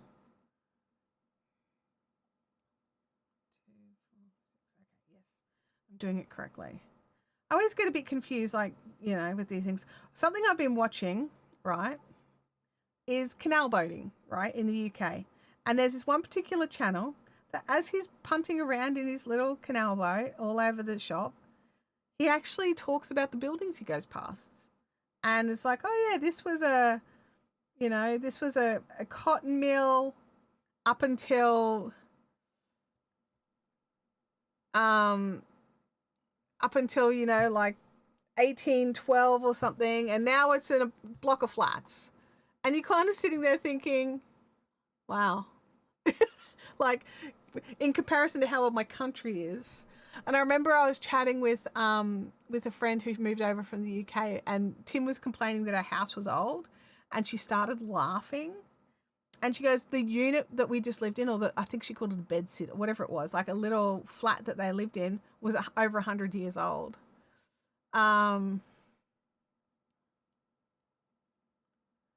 So the Mayflower arrived in 1620. Okay. Okay. I think that's so we had Captain Cook in 1788. I mean, I think that there was yeah. So the first British colony was 1607. Our first British colony wasn't until after Captain Cook came. So, yeah. Okay, all right. And I think that helps because I was trying to think because I was convinced America was old, like much old, like had a British population there much sooner. And then when you guys are talking about like a 250-year celebration, I got really confused. And I think this is helping. This is helping me understand things better. So, yeah, because you did land there much earlier.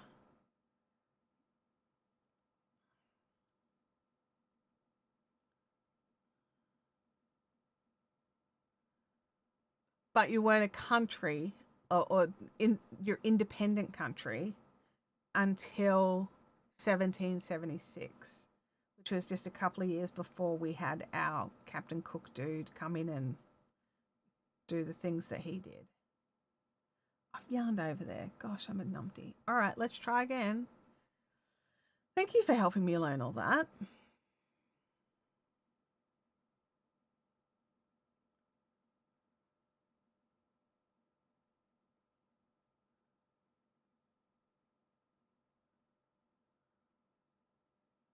Oh, Walkabout with Rob is great. He does a really good job. We love Walkabout with Rob. We think he does a fantastic job.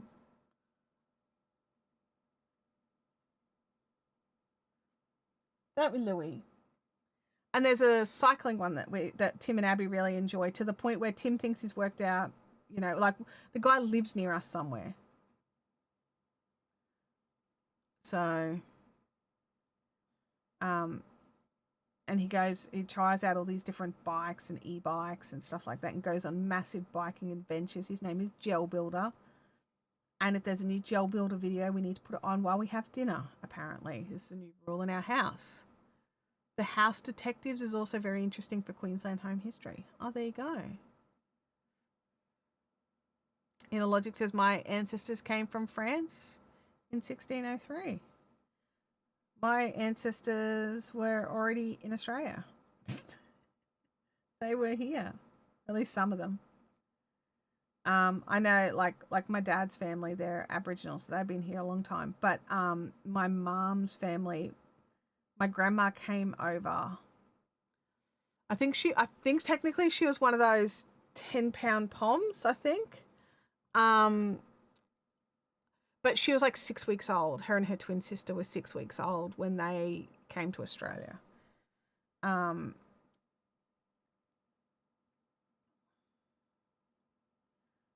so and they came from Scotland.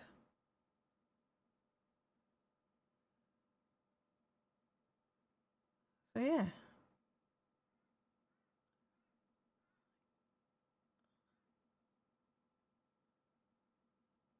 It is very interesting how all this stuff happens.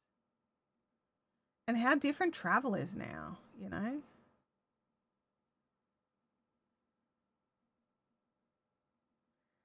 Alrighty, I've nearly finished this one.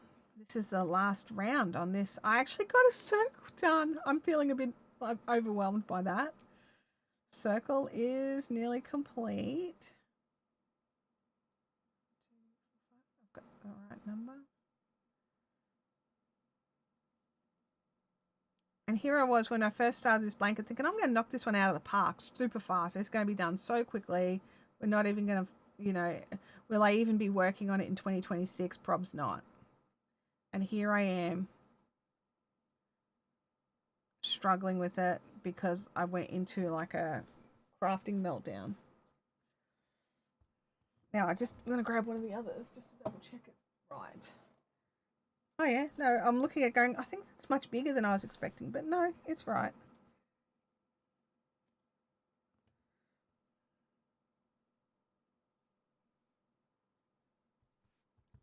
That's the one I finished. I finished one. Woo!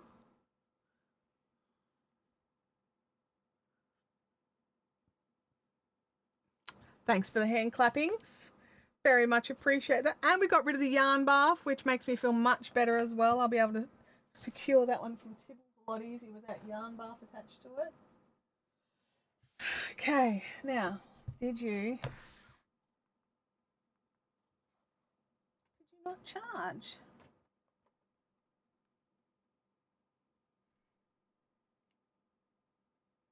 What I might do is pop this up here so I can log in without worrying if you guys can see my passwords.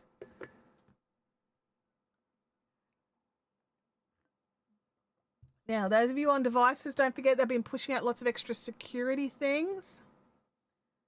It says not charging. Why are you not charging?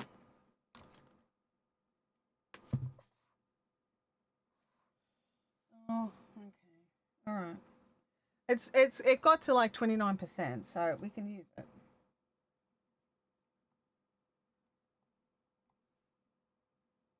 All right, let me just find the pattern. Okay. It is. What's this one called? It's a West Knits thing. Hibernate. There it is. I call it HCal. Alrighty. We'll go back here. I'm logged in. Look at this. I think I am up to the right spot here. Oh, maybe don't. Oh, I've missed a whole pile of messages from Abby. I'm just double checking if there's anything important I've missed.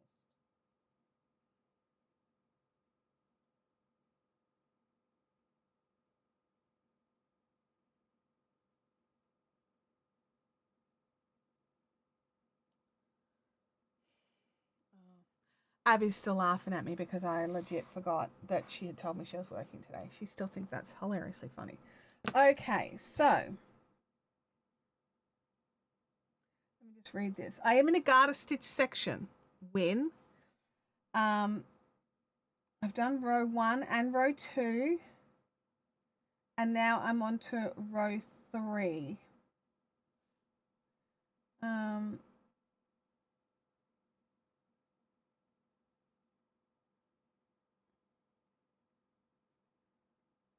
Okay, hang on a second. All right. I still get to work in the same color. So bonusing. Where's the yarn? It's on this end. Okay. There are so many ends. What is this? I mean, there's a trick he teaches you to work your ends over them, but you know, you still got to deal with them. Okay. Okay.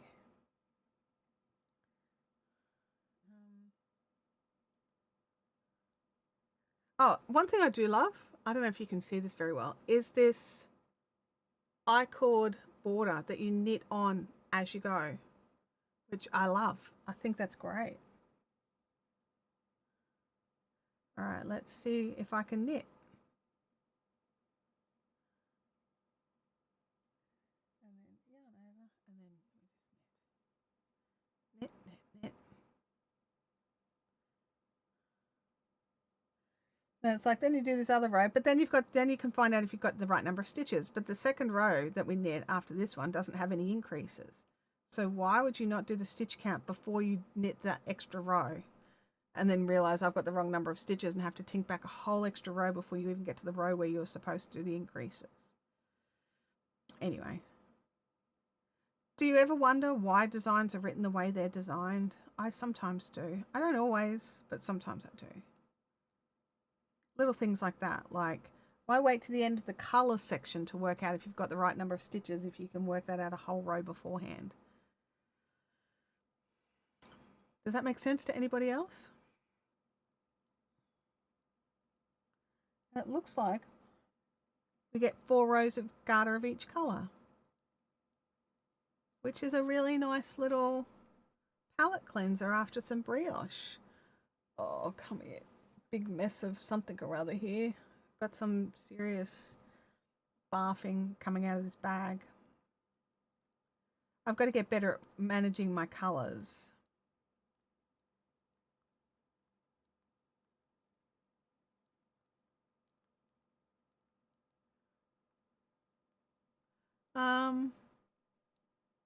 I love those two. I put them on nearly everything now.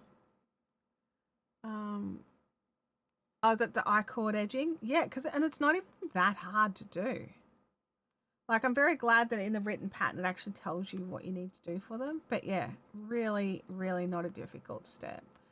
And definitely easier than going and picking it all up later to try and add one on, for sure. I did a, I think it was the koi pond shawl, and it was like a entrelac pattern in like like scale shapes, and all the entrelac pieces were kind of these scales, and some of them were lace and some of them were plain, and it was gorgeous, and I made it out of handspun and I love it a lot. But then I had to go back and add an I-cord border to it, and I nearly didn't, but I'm glad I did, but I nearly didn't, because I was just like, oh my gosh, I'm gonna have to stab somebody. Look, I need to fix this. This is too much. There's the ball I'm actually working out of. And it's a legit mess. Like, seriously. Like, what even are all of you bits? Get the black out of there entirely. Black's out of the way. Light grey. Got both ends of that ball going chaotic. Good job. Dark grey. Let's get you out.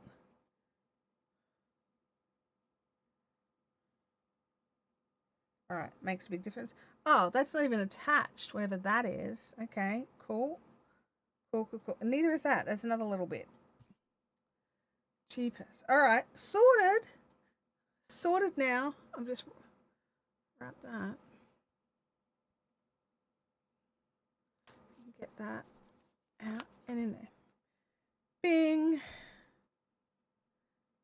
Are you connected? You are connected. All right. Okay. I love an I-cord border. It makes weaving in your end so much. I didn't even think of that. You can kind of slip them into the I-cord and they can just fill out the middle of it. Oh man, I'm so doing that, especially with the number of ends I've got in this bad boy.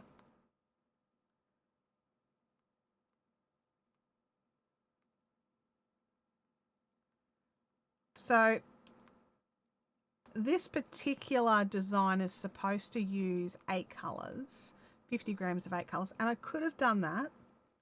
I had a beautiful 50-gram color fade pack that I bought, and I totally could have used that, but they were all very similar colors, and there was nothing that kind of popped or was going to be the hero color, and I love having a hero color. So here I've got grays because I love grays, and also I get to have my teal as a hero color. So it's like, I was looking at another variation of colors. So it was like the black and the grays and a red. And I liked those too because the red really stood out as well. But I realized I would wear this one so much more.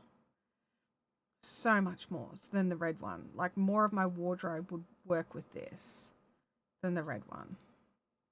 I mean, I do have some stuff that the red one would work with, but this one is more me, I think.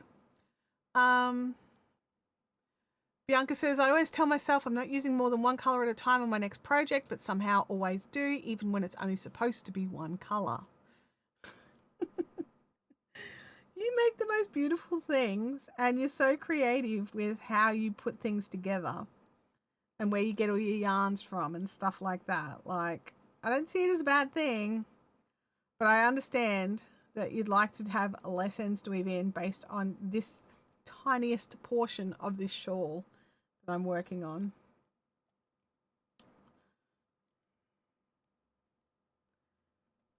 So, but look at this, you guys. I crocheted a circle and I've knit nearly a row in garter. So a little bit of crafting, and it's like you know, when you look at that, like, picture it like a wall that's got water on the other side, and you need the water to fill up on this side, and you just hit it and just a little trickle comes through.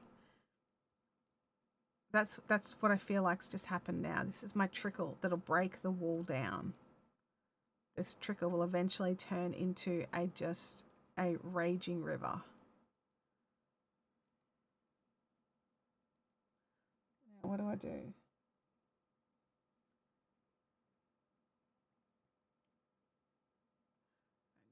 +3. And then I'm going to count. So you guys don't be mean. Bianca says I would carry it up the sides. I don't like carrying things up the sides. I always end up with them too tight and it ruins everything. Yarn over and then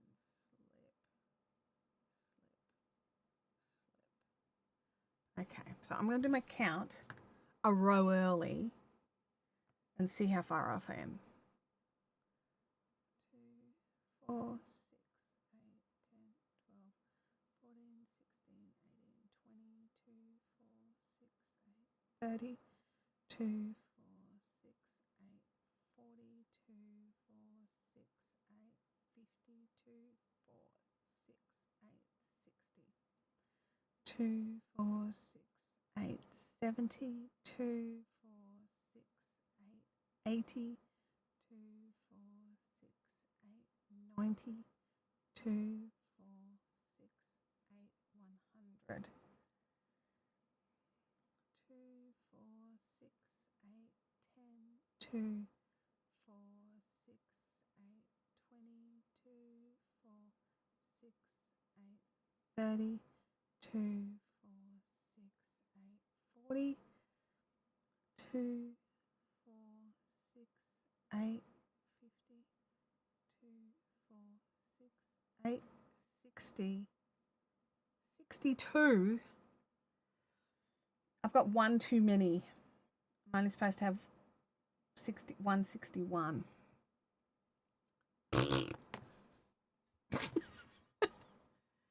You don't need to count, just read your knitting. Oh my gosh.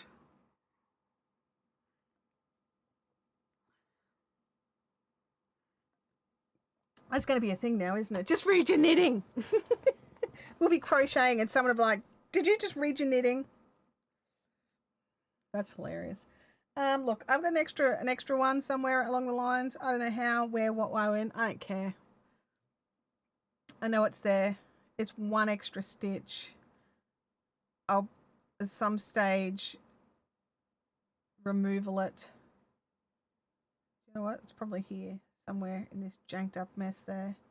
Oh yeah, just knitting all the way across. I'll just make sure my one extra stitch is gone before I, I'll probably just do it, knit two together somewhere around the middle just to clear it off. Yeah, knit two, absolutely.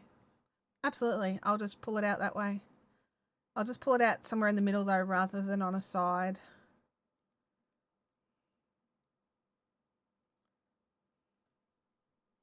Although it's probably come up from being on a side somewhere. Yeah. I'd say it's this side, most likely. That's all right. Because I can't read the knitting in it. I-cord bind off yarn changing mess. Because all the yarns have changed. And, you give it a bit of attention and everything all of a sudden looks proper and bright. So I'll just do it one stitch somewhere in the middle. And then we'll probably get to the end and be like, oh, now I'm a stitch short.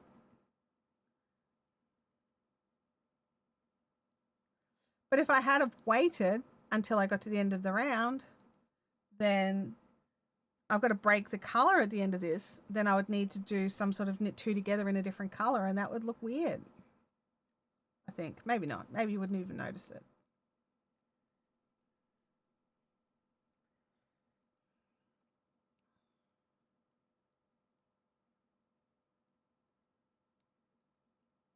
So Bianca, my question for you, you're saying here that you would, yeah, you could skip an increase. But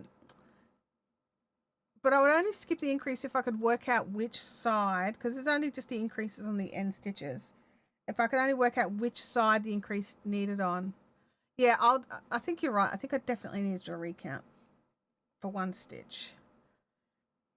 2, 4, 6, 8, 10, 12, 14, 16, 18, 20, 2, 4, 6, 8, 30, 2, 4, 6, 8, 40, 2, 4, 6, 8, 50, 2, 4, 6, 8, 62, 4, 6, 8, 70, 2, 4, 6, 8, 80, 2, 4, 6, 8, 90, 2, 4, 6, 8, 100, 2, 4, 6, 8, 10, 2, 4, 6, 8, 20, 2, 4, 6, 8, 30, 2, 4, 6, 8, 40, 2, 4, 6, 8, 50, 2, 4, 6, 8, 62. Yeah, we definitely did a recount. We're still definitely one over. I'm going to do about another 20 stitches and then do a decrease somewhere in the middle here. Just to drop it back down to the 161. Then we add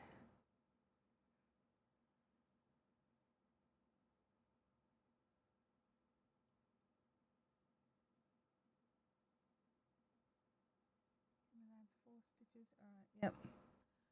Yeah, I just had a quick look through the next recount, like the next stitch numbers, and yeah, this one needs to come down if it's going to match the right number of increases to the thing. Do you know what's really annoying?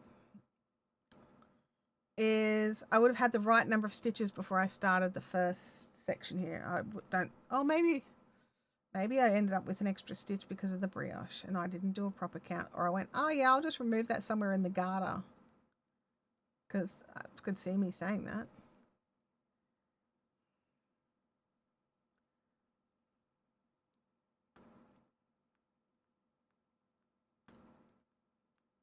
All right, I'm going to do my little sneaky knit two together here.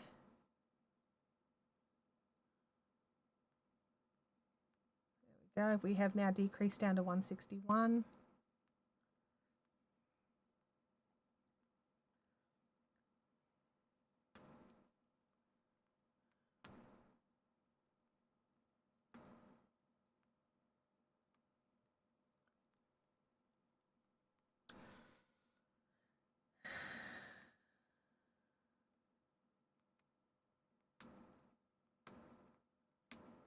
You know what? This is very therapeutic, this garter stitch section. I think now that I'm definitely in here, and I think cleaning off all the yarn bark really helped as well. I think I will go through and maybe even sit down this afternoon and just at least add on the next colour.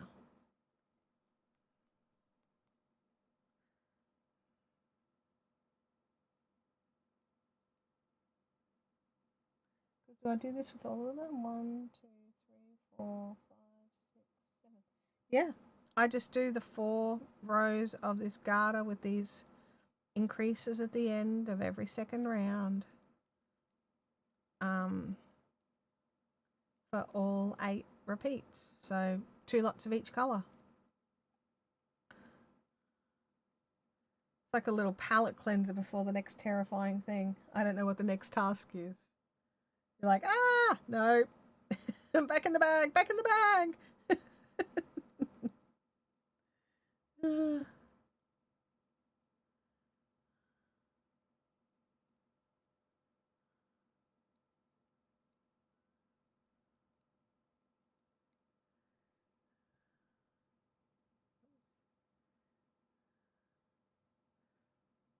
Just realised I needed to move my little marker down so I knew exactly where I was up to.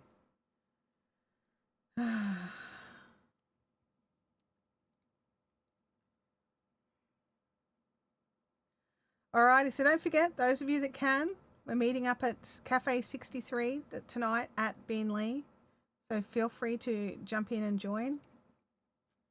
And yeah, we'll see you there. And I'm going to keep going with this, I think. I think I'm actually going to, I've got some lunch I need to have.